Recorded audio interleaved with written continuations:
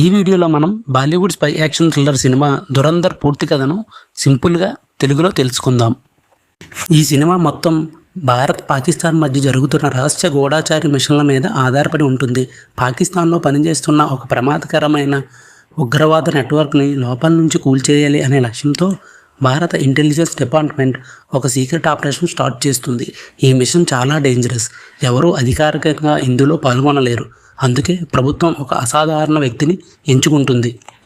Hero ఒక జైల్లో ఉన్న ఖైదీ, కానీ అతనిలో ఉన్న తెలివితేటలు, ధైర్యం, స్ట్రాటజీ చూసి ఇంటెలిజెన్స్ ఆఫీసర్లు అతనిని ఒక రహస్య ఏజెంట్గా మార్చాలని నిర్ణయిస్తారు. హీరో అసలు గుర్తింపుని పూర్తిగా మార్చేస్తారు. కొత్త పేరు పెడతారు, హంజా అలీ అన్సారీ.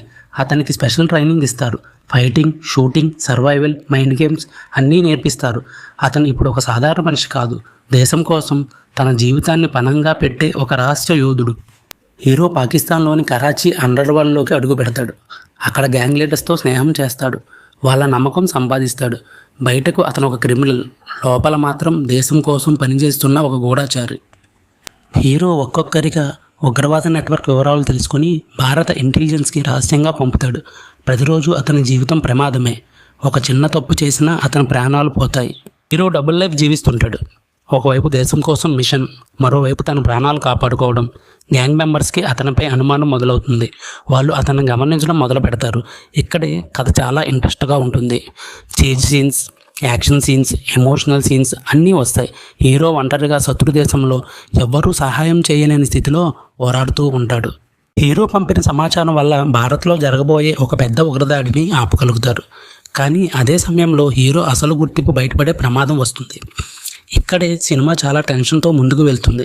హీరో ఆ మిషన్ పూర్తి చేశాడా, అతను బతికాడా, అతని జీవితం ఏమైంది అన్న ప్రశ్నలతో సినిమా క్లైమాక్స్ చేరుతుంది. సినిమా చివరిలో ఒక పెద్ద ట్విస్ట్ ఉంటుంది.